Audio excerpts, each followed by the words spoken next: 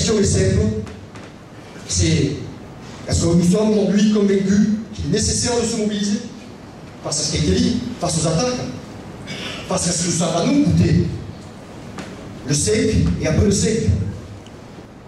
Quasiment 28 fédérations sur 32 qui appellent à la grève le SEIC, 100% des unions départementales du pays qui appellent à la grève le SEIC, qui a 170 arrêts de travail dans le département avec déjà 80 appels à la reconduction après le SEIC.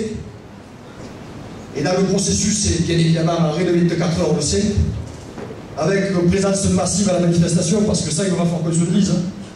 Il faut manifester massivement. Si vous restez chez vous, ne faites pas grève. Soit vous faites grève, vous prenez vos responsabilités, vous venez manifester aussi. Soit restez au travail et vous assumez entièrement votre décision. Qu'est-ce qu'on fait après le SEIC? Soit on bloque les gens à l'entrée, soit il faut peut-être les chercher, débattre avec eux. Parce que si on veut rassembler, si on veut faire revenir les autres, c'est peut-être qu'il y a des entreprises qui ne sont pas structurées.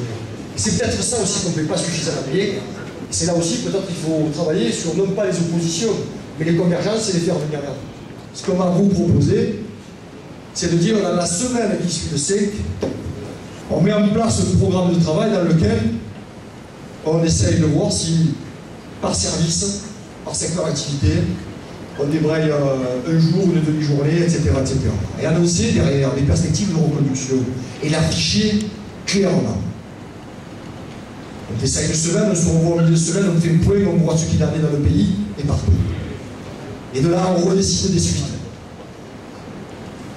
Ça nous permet de durer, ça nous permet de ne pas partir via date, mais ça nous permet de prendre nos responsabilités, de nous inscrire dans un mouvement qui est annoncé comme un mouvement dur.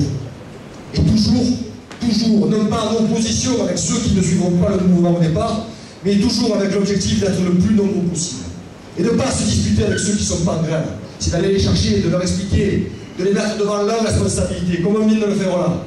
Un plan sur une semaine, d'arrêt de travail par service, soit de 2 heures, soit de 4 heures, dans lequel on vous les propose, on vous les soumet, et on se revoit au bout d'une semaine.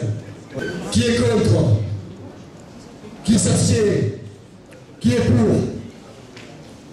À l'unanimité? Moi, j'ai eu l'abstention.